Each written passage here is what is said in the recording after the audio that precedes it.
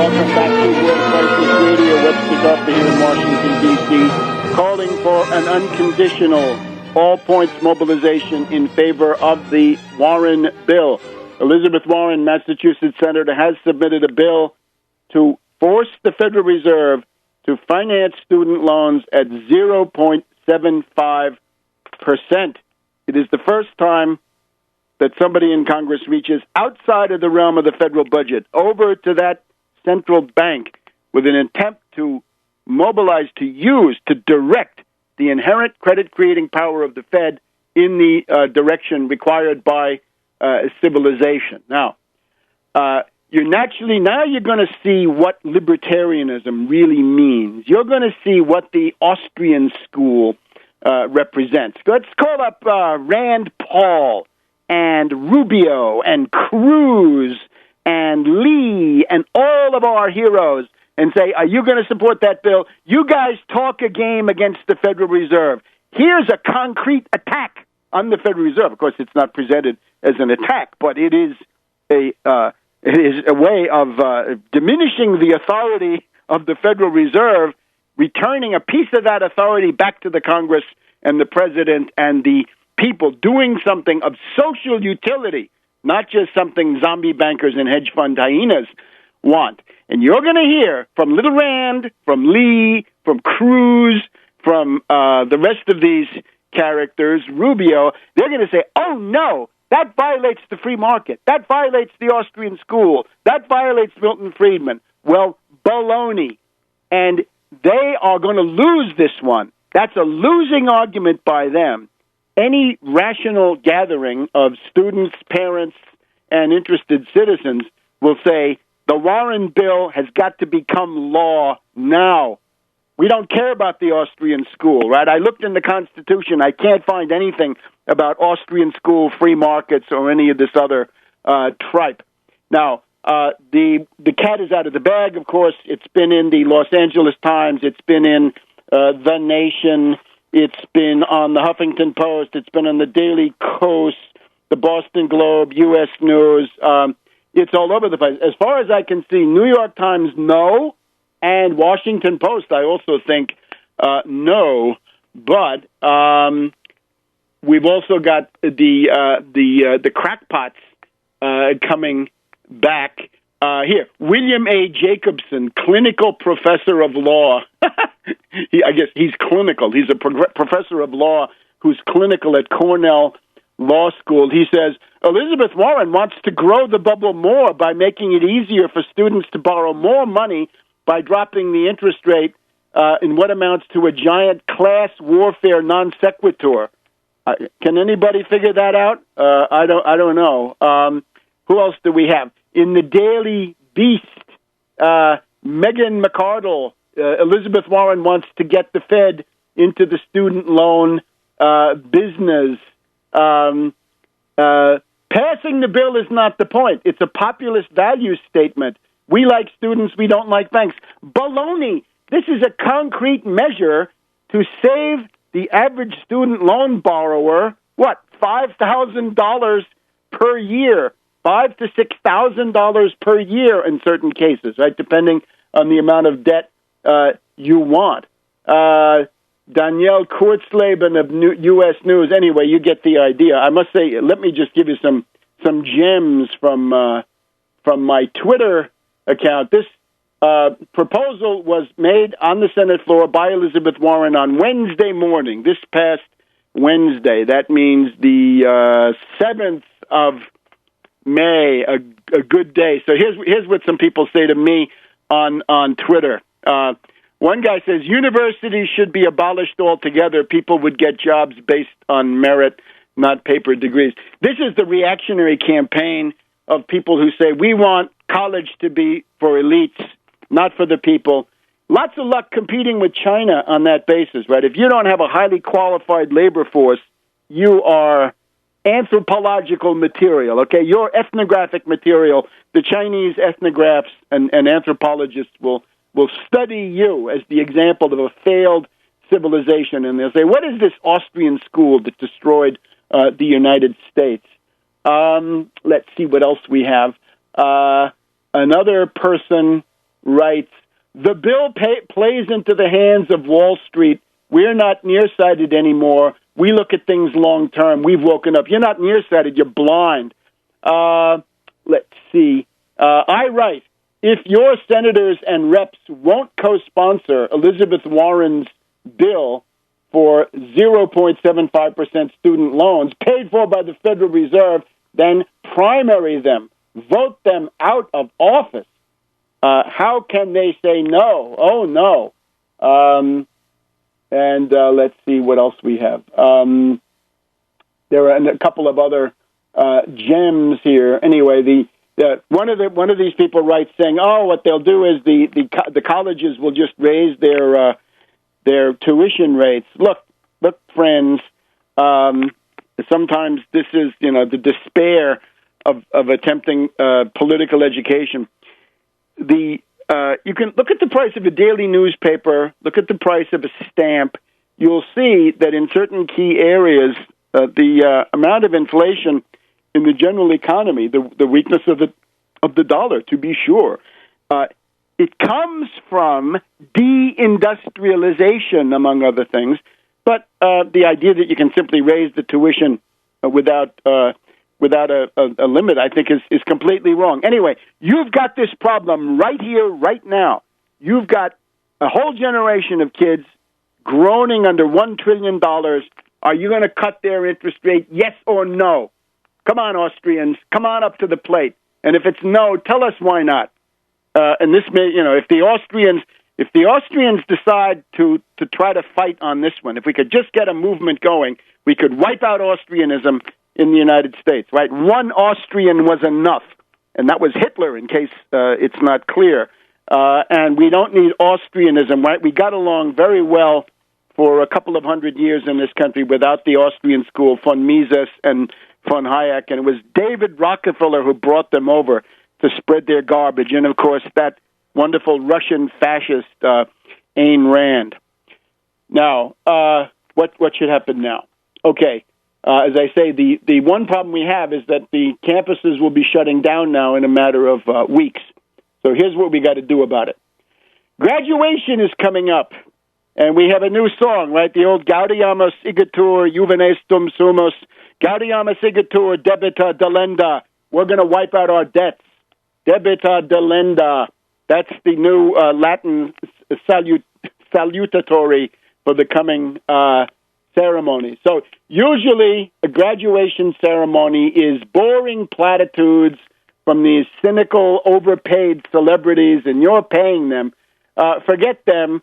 Let's use the graduation ceremonies, May, June 2013, for the purpose of helping the class of 2013 go into the world not crushed, at least quite so much, by debt.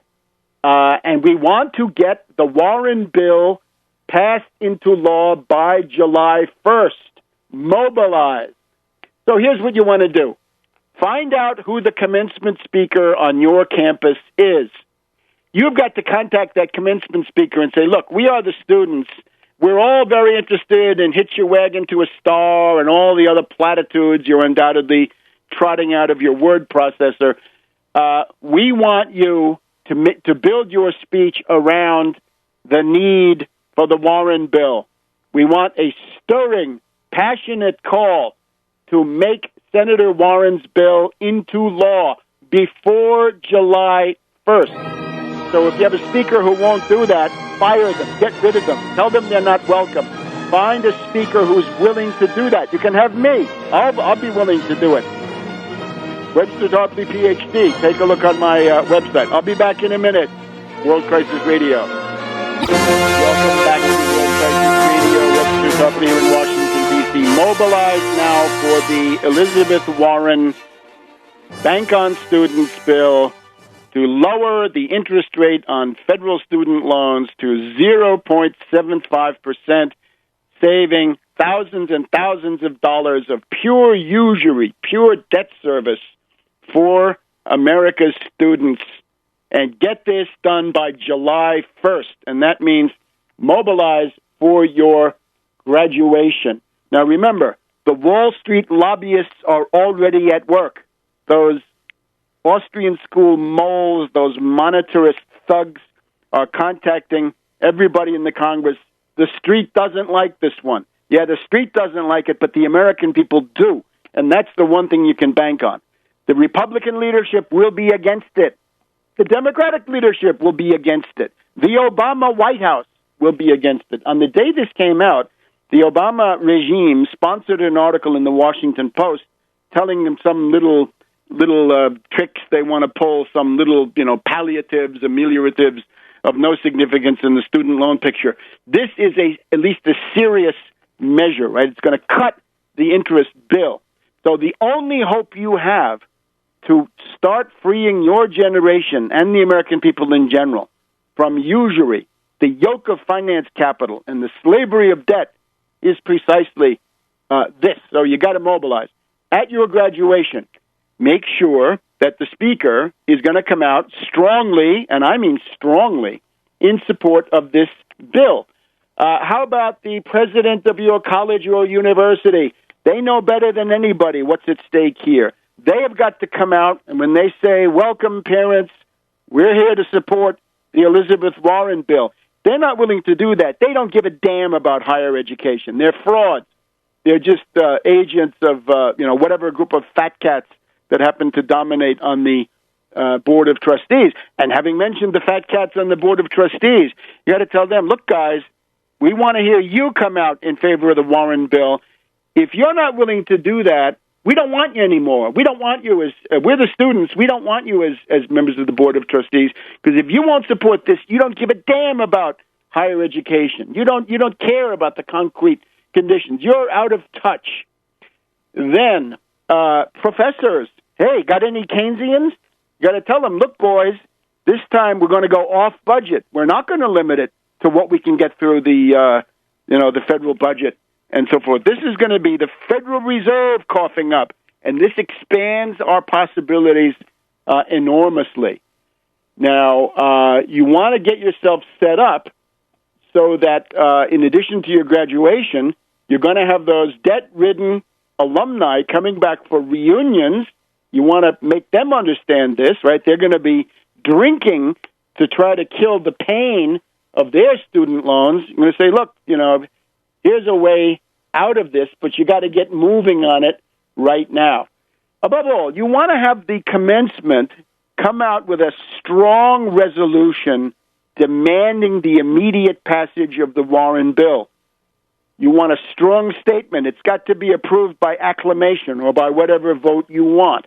Surely the parents groaning under their PLUS loans and the students groaning under the Stafford loans and the Perkins loans, and above all, the private loans where the interest rate is even higher. Those have got to be made eligible for refinancing at this new lower rate. So the commencement goes on record with a resolution, a statement saying, we want Warren. Make sure that goes to your congressmen, your senators, right? Lots and lots of states are represented at each one of these gatherings, but make sure, if it's Harvard, make sure Elizabeth Warren hears about it, right? If it's Columbia, then Chucky Schumer and Gillibrand or whatever her name is, they've got to hear about it. And it's got to be tough. It's got to be support this or we can see that you're an enemy. If you don't support this, you're a tool of finance capital, and we're going to do everything possible to get you out. Now, in some campuses, people may already be ready for more, right? Remember, Occupy Wall Street occupied the park for nothing, right? The purpose of the occupation was the occupation, right? We get to camp in the park. Now, once you have a demand like this, you've got a program. That's the Warren bill. That whole repertoire of action, right? The occupation and so forth, that begins to make sense because now you've got a program, and people on the outside can say, there are the college kids. They want to cut the interest rate on student loans. That is something that's going to help 1/4, 1/3 of the American people right now, and it's going to give us the possibility to compete in the world of the 20th century. Because, again, if you can't maintain at least the current level of college education, the Chinese are going to be studying you for their anthropological research, right? How did this civilization collapse, right? Died of Austrianism. That'll be the autopsy result on the United States. Now, suppose you got some more militant people from Occupy. Well, if it's Occupy, then occupy.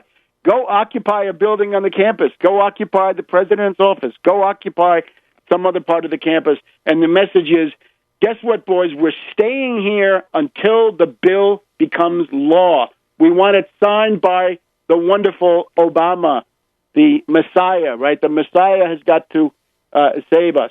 And as long as you're putting out the full explanation of what this means, you will have the general public with you. So make sure the media is alerted. Half of the young reporters working for local TV stations are groaning under their own student loans. They're going to be at least potentially sympathetic if you do this right. In other words, everything that was botched, bungled, and done wrong by Occupy can now be done correctly. Now, remember again, Senator Warren, this is a great step, but she is not infallible. She's not an oracle. I'm not even going to talk about foreign policy where her ideas are, let's say, not helpful. But in terms of this, she needs your feedback. She's saying that the Stafford loans should go down to 0.75%. Again, what if you've got a Perkins loan? What if you've got a federal direct student loan? What if you've got a PLUS loan through your parents?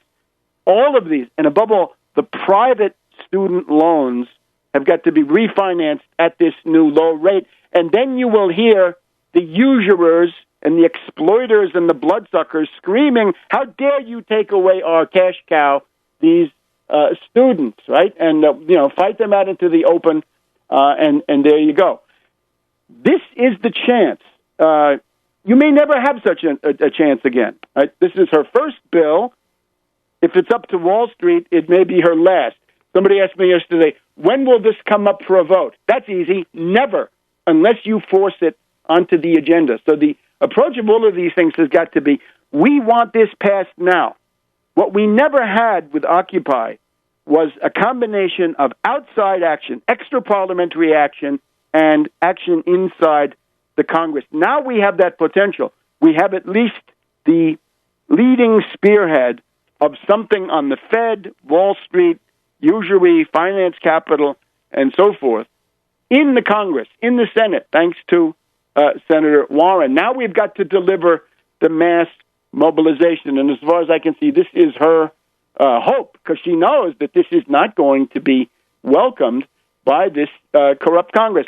If you're sick of Congress, if you don't like the lobbyists and the bought and paid for and all that, here's your chance to break them on a specific issue. Rather than going out with a losing platform saying, I want to take money out of politics, you're saying, I'm proposing to break the pro-Wall Street lockstep in the Congress on a specific issue where the vast majority of the American people are going to be with you, passively sympathetic or actively mobilizing, because they're going to end up paying less.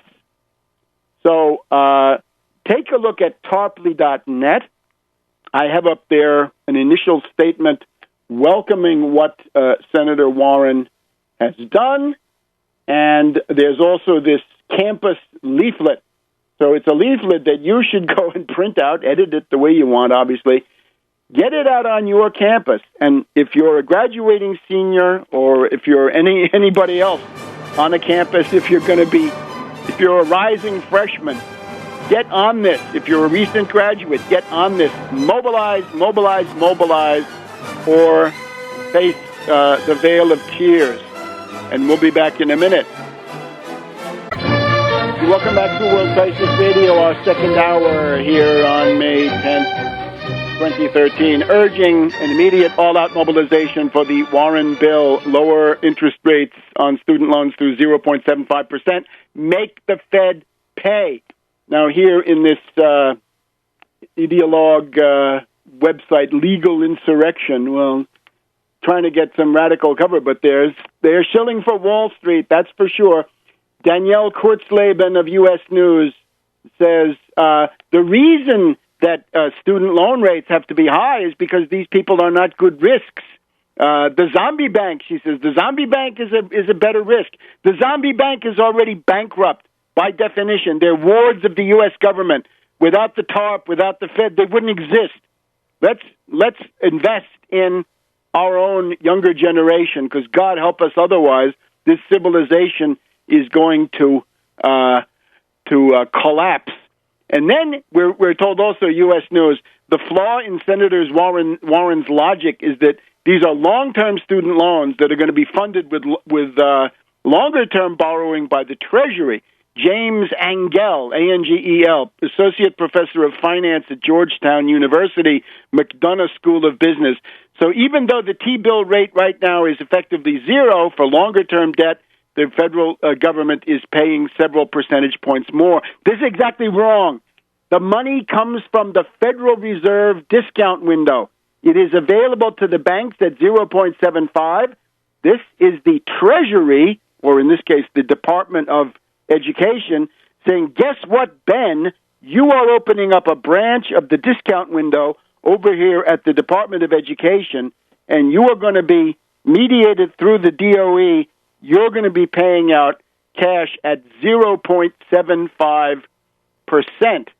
So this is, watch out for attempts by quackademics, Austrians, monetarists, Keynesians, all kinds of people want to muddy the waters about this, right? They want to prevent you from getting it done. And finally, at the end of the day, we're going to fight hard to get it to come from the Federal Reserve.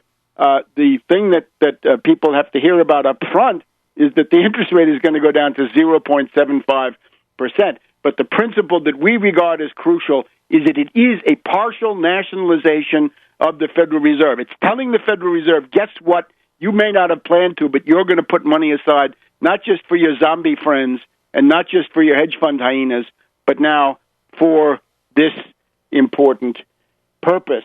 So it's time to mobilize.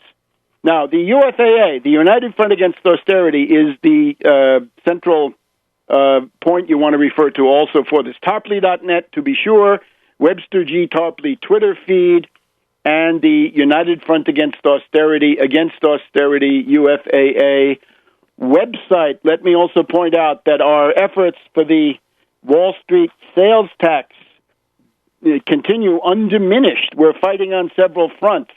The Wall Street sales tax took two important advances today. There was this week a gathering, a kind of a pep rally in the Hart Senate office building with Elizabeth Warren, with Bernie Sanders, and others. They were talking about the absolute need to defend Social Security, Medicare, Medicaid, the entitlements, the heritage of the New Deal. And we had one of our fine UFAA activists stand up and confront Bernie, saying, Bernie, how can you talk about saving Social Security, Medicare, Medicaid without specifying where a large part of the money is going to come from?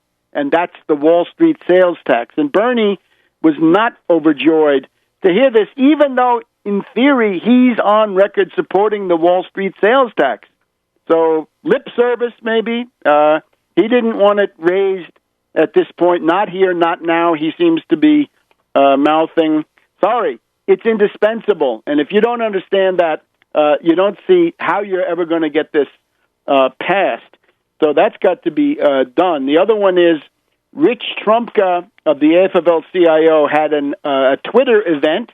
You can follow these things on the UFAA website. Trumka had a Twitter event, hash mark 1U, the letter U as in UVW, 1U future. And the UFAA sent in a lot of tweets. I sent in a lot of tweets.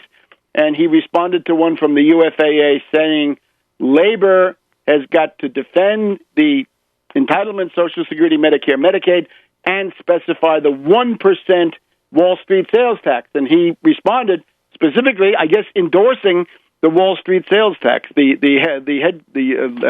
headline coming out of this would be, Trumka endorses Wall Street sales tax. He says, have done, am doing, and will do. Take a look at the Twitter tweet that he has. It's up on the UFAA website.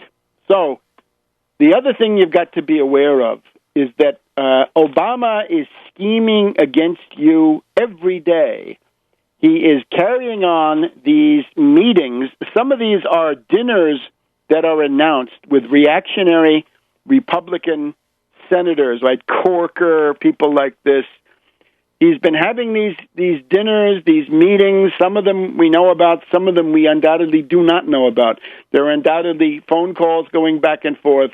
The goal here is the grand bargain, and the grand bargain means attempting to improve the U.S. budget situation through the blood and bones of the American people, right? Balancing, you'll never balance, but attempting to ameliorate the debt and deficit position by shifting the depression costs onto working people, the middle class, the poor, and so forth, since Obama's too cowardly to really fight the Wall Street fat cats.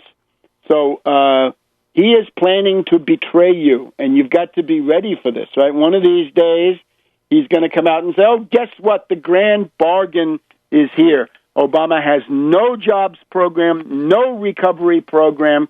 As I said before, I seem to detect already an attempt to sabotage, to muddy the waters on what Elizabeth Warren is doing. This was an article in the Washington Post. You can see a reference to that on the Webster G. Tarpley Twitter feed.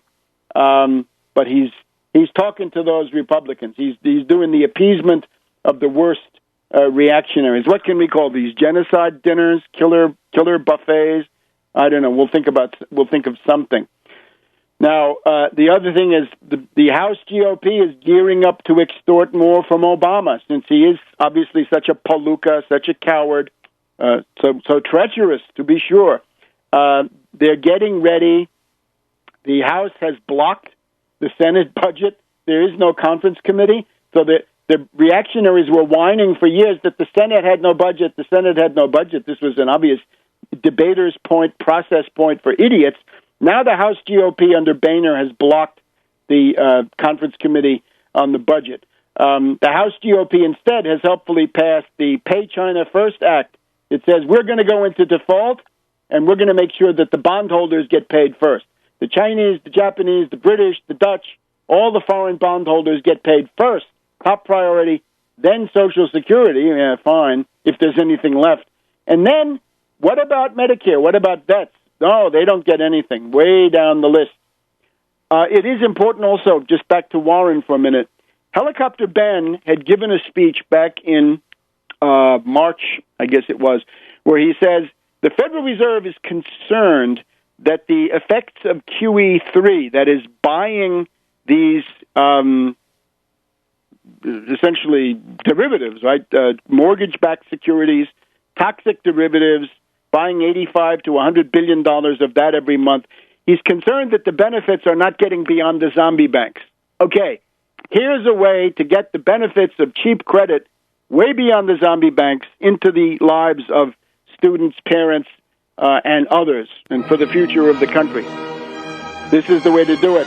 So it goes directly from the Fed to the DOE to the student loan borrowers. We'll be back in just a minute on World Crisis Radio. Welcome back to World Crisis Radio. Before we leave the domestic economics, remember that Boehner and Camp have their new plan, the labyrinth of cretins, the labyrinth of parliamentary cretins, of which they are leading specimens, that is to lead Obama into a situation where he would be doing transaction therapy, right? You want to avoid default for another month, 2 months, 3 months, then give us this, and this concession, tax cuts for the rich, killer cuts, genocidal austerity against the American people. No.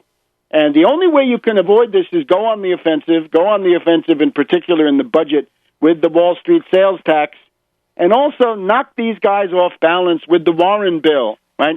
What are they going to do? Say, oh, we're the Republicans, we represent the great American middle class, and we will not allow the interest rate to be brought down from 6.8 and much more, right? Some of it's 10, 12% to a mere 0.75%. It's amazing how a piece of legislation like this can clear the air. So take advantage of this. Go, go, go.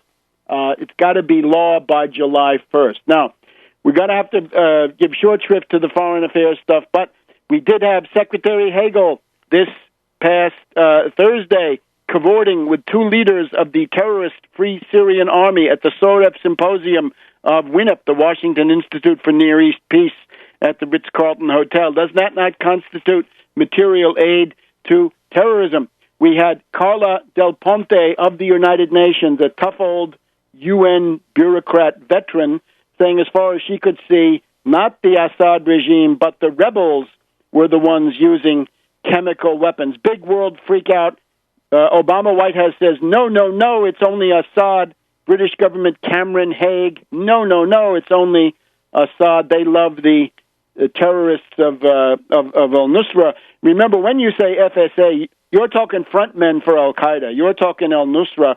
We got all kinds of reports this week of more and more units of the FSA are defecting or going over, becoming part of the Nusra Al-Qaeda faction. So these two guys that Hagel was cavorting with are essentially frontmen for actual Al-Qaeda terrorists, and the U.S. is anxious to arm them. We then had, of course, the further aftermath of the Israeli third bombing of Syria last week, bombing the international airport, bombing this militarized mountain nearby. We have got this group, I have to call them the Yarmulke Brigade, because that's what it sounds like, right? The Yarmulke Brigade of the terrorist rebels have now kidnapped 4 UN peacekeepers. This is a repeat performance of a stunt they pulled earlier this year. They must have kidnapped about 24 of these Filipino UN peacekeepers that are stationed on the Golan. The Filipino government says they will now pull back their peacekeepers, with Hagel negotiating with terrorists in Washington, D.C., Ambassador Ford, our dear friend, the student who learned the death squad techniques at the knee of Negroponte, Ford was sent into Syria illegally, right, without the permission of the Syrian government, to negotiate and encourage the top death squad leaders. We had the Kerry-Lavrov meeting. That seems to lead to, I think, basically nothing. There will be another Geneva conference, possibly, before the end of this month or soon. But then we had a flurry of rumors that Russia was transferring S-300 advanced surface-to-air missiles to the Syrian government. They may also be transferring SS-26 Stone missiles, or what the Russians call Iskander. The NATO parlance on that S-300 is the SA-10 Grumble. So SA-10s and SS-26s. Lavrov says he's not going to do it. Who knows? The message was received. Remember that the Syrians had a paid contract for those. It was our hero Medvedev who betrayed them in the same way that he betrayed Libya. This was back in 2010. Medvedev backed off on delivering those the missiles. Remember, under the UN Charter, the right of self-defense is inherent and inalienable. The Israelis, of course, whining, saying to the Russian government, please don't arm the Syrians. That will cramp our style when we want to bomb them. They've bombed them 3 times this year. The inherent right of self-defense overrides anybody's opinion of the Syrian government.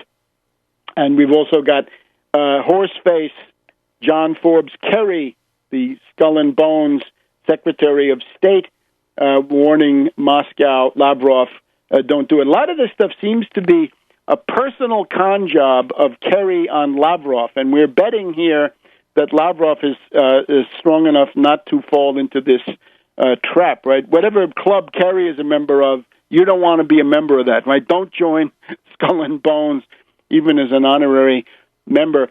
And of course, what we do not have is we have Sybil Edmonds of the Boiling Frogs, right? With this analysis of hers that there was already a secret dirty deal between the U.S. and Russia, that Russia would somehow be given permission to do what they've already done, which is to crush the rebellion in Chechnya, and that in exchange the U.S. would simply be invited by Russia to bomb and destroy Syria, that Russia would dump Syria.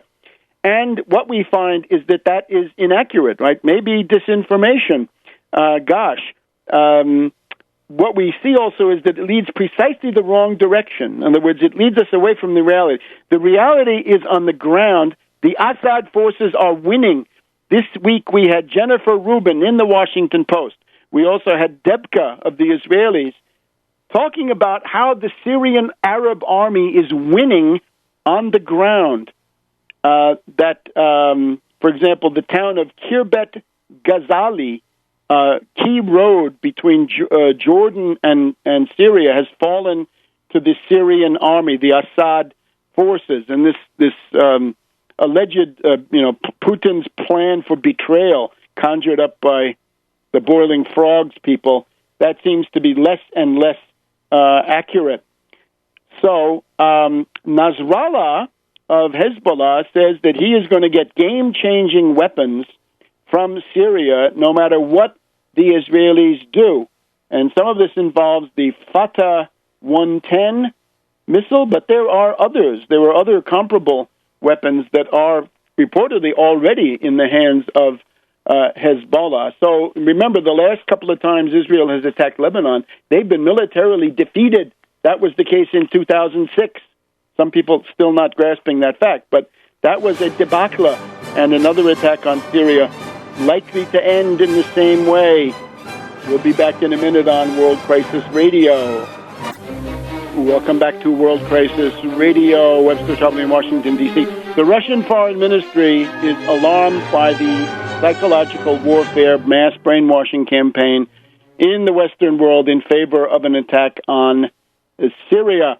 China, we had the visit by Netanyahu and actually by Abu Abbas of the Palestinians in China this week. The Chinese government has come out with its own peace plan for the Palestinian question. Go back to the 1967 borders. East Jerusalem is the Palestinian capital. Stop the settlements. Not bad, but it's not clear whether China is willing to put much oomph behind it. I would also recommend that people take a look at that Russian victory parade. Right, yesterday, the 9th of May in Moscow, a big day-long celebration, 68 years since the defeat of the Nazi fascists by Russia and the other allies. That is, I think, it has certain character of a warning. Right? This was a pretty robust military display, right? 10,000 troops, a whole bunch of S-300s rolling through Red Square, very impressive, and certainly it can't be lost on the NATO powers that there is a substantial military force there, and that somehow at the end of the road there is that also to consider. So, connected closely to this complex is, of course, Benghazi. The Republican witch hunt is evident enough. We calculated if four victims, 4 dead diplomats get 1 day of hearings, then we need 1,000 days of hearings for the casualties of the Iraq War, plus the other casualties of terrorism. We'd probably be up to 2,000 or 3,000 days under the Bush administration, but it was not to be. The difference now with Benghazi is that this has expanded, right? It was for quite a while only the ultra-reactionaries at Fox News, but now we have Cheryl Atkinson at CBS, we have Washington Post, National Public Radio, we have ABC News. Jonathan Karl has something about this this morning. Lindsey Graham says it smells like Watergate. Well, fine. Our approach to this is it's good for Obama and the Republicans to be at each other's throats. Harken back. The only way Social Security was saved under Clinton was by the Lewinsky scandal, which made Clinton so dependent on the New Deal Democrats that he didn't dare alienate his core base of support by attacking the entitlements, which is what Obama seems to think he can get away with, right? He's saying seems to think he has magical powers. Let the entire media, the entire establishment, because that's what this is, the Washington establishment should indeed turn against Obama. More power to Lindsey Graham and these other extremists they have the Tea Party fanatics breathing down their neck. They want to be seen doing extreme things against Obama. Wonderful. We want a completely poisoned atmosphere of gridlock because we don't want the grand bargain. And indeed, we want Obama back on his heels so that he's actually got to go back to the Osawatomie line and let's see some more anti-Republican methods. Those have disappeared now for the past 4 to 6 weeks with this sharp right turn. Let's just remember the hearings. If we look at the hearings as a whole, we would say the villain who emerges from this, the person that you'd want to call next, would be General Carter Ham, the commander of U.S. AFRICOM, U.S. African Command, because he's the one who commands all the military assets that were denied. We were told in the course of this that there was a Special Forces Colonel, Colonel Gibson, with a force of a dozen highly trained special forces. He was in Tripoli. The Libyan government has one Lockheed Hercules C-130 transport plane is about to fly from Tripoli to Benghazi. Colonel Gibson wants to put his special forces on board this C-130, and he's ordered not to do it. Well, who could order him not to do it? I looked up on the Internet. The African Special Forces Command is subordinated to the U.S. AFRICOM. It's in Stuttgart, Germany. It's commanded by General Carter Ham. We want General Carter Ham grilled. Why did you order those special forces not to go and save the lives of the diplomats in Benghazi? We're also told that there were attempts to bring in air support, and they were told, oh, no, it has to come all the way from Aviano. Baloney. Aviano is all the way up in northern Italy, right? It's near the border with Slovenia. No, there's Sigonella. Sigonella is the NATO air base in the middle of Sicily. It's not that far away. Look at the map. Less than an hour, I would judge. Who commands that? Well, if it's assets for Africa, it's going to be General Carter Ham. The other one, of course, is the thing that this hearing tended to obscure. It's a CIA annex in Benghazi, which is the main center of interest. And there is this team, right, half a dozen or whatever it is, of highly trained special forces, veterans and all that, under the command of the CIA. Where is General Petraeus? These are the two people that have to be called. We want to hear testimony from General Carter Ham. We want to hear testimony from General David Petraeus. Anybody can see that Petraeus is part of a pro-Romney clique, an October surprise coup faction, Golpisti. It's very interesting. The word Romney never was heard in this entire hearing. This entire thing is politicized to a fare-thee-well. It took place in the hot phase of a presidential campaign. Everybody knows this. A lot of these generals have been fired. Petraeus, Ham, down the list, right? You can see I've published the list, and I've tried to keep it up to date. There was a general rolling of heads after Obama got reelected, and it's obvious he was trying to oust generals that had come out of from under their rocks against him in favor of Romney. It was a military cabal, a camarilla of Golpisti. And Ham looks like he needs to be questioned. Petraeus, for sure, is at the center of this entire thing, right? He was out that night going to see Argo. We never heard any of that, right? These hearings are extremely narrow and poorly done. So Lindsey Graham wants Watergate. Boehner wants more emails. Great. Go for it. Fight. Poison the atmosphere with Obama. No grand bargain. It's also important to see this guy Hicks that we saw. He has passed over into the reactionary camp. If Victoria Tonsing is your lawyer, you have chosen the faction that you're with. This other guy, Thompson, this dour person who refused to talk to the Democrats, it's clear. These are partisans. They want to be partisans. Great. Again, we welcome it. The truth of the matter is this. Ansar al-Sharia, commanded by Kumu, is a CIA asset in the same sense that Al-Qaeda in general is. Kumu is a graduate of the Guantanamo Bay training school. He was sent back to Libya to overthrow Gaddafi. He got his further orders, presumably, go and attack Ambassador Stevens, probably close to Stevens. They'd been working together. The purpose of the Stevens mission, we're told, was to make the Benghazi post into a permanent post. For what? Well, because you're going to transfer jihadis, extremist fighters, terrorists, from Libya to Turkey and then on to Syria. That is why another thing we didn't hear about, his meeting with the Turkish diplomat, and of course weapons from Gaddafi's arsenals have to go to Turkey for the fighters in Syria. That's what he was doing. Back in a minute on World Crisis Radio. Welcome back to World Crisis Radio. Rushing ahead now to try to cover the immense amount of stuff. Remember, the reality is Ansar al-Sharia, Kumu, controlled by the U.S., they're the ones who killed Stevens. So headline, CIA asset kills U.S. ambassador.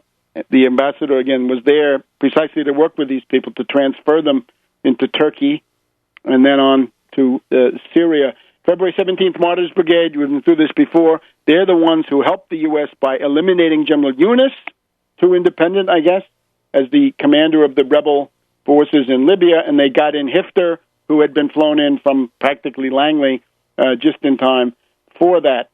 And then we've got the CIA forces at the annex, presumably told by the Petraeus CIA, don't do anything. So that's the reality. The last talk with the Turkish representative leads us in the right direction. It was not mentioned. So Republicans are invited to escalate this. However, remember, Watergate was a CIA FBI operation to overthrow Nixon, incidentally, but mainly to weaken the presidency as a whole. Nixon somehow thought that he had to run a cover-up for what was a CIA FBI operation. Remember, Gordon Liddy, FBI, James McCord, CIA, on, Office of Naval Intelligence getting into the act. Obama has made the same institutional mistake, right? Why defend this, right? Why not bring out the fact that Petraeus and so forth were working for Romney? Then you'll get to the heart of the matter. And the Republicans always interested to denigrate this film, right? Nasrallah of the Islamophobia network, and the embarrassing for them is that John Bolton of the Romney campaign is the big honcho in the Islamophobia network. Now, let's talk about how to run politics.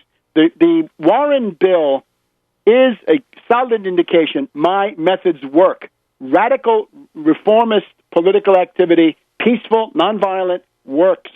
The only question is, there's now a golden opportunity. Will people have the sense to mobilize, or will they sit in impotent passivity and inertia and come up with reasons why they can't do it? After all, it violates the Austrian school, doesn't it? Yes, exactly. That's why it's good.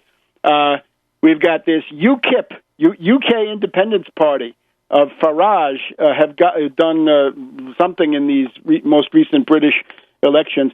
I am getting persistent reports from people on Twitter that Farage is someone assisted by Barclays Bank and Rupert Murdoch, and I wish people would send me some concrete references about this.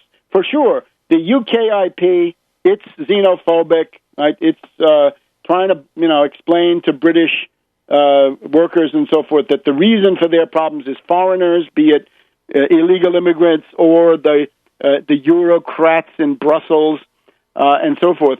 If you don't want independence from the Bank of England, which these people, as far as I can see, do not propose, how can you be for any kind of independence?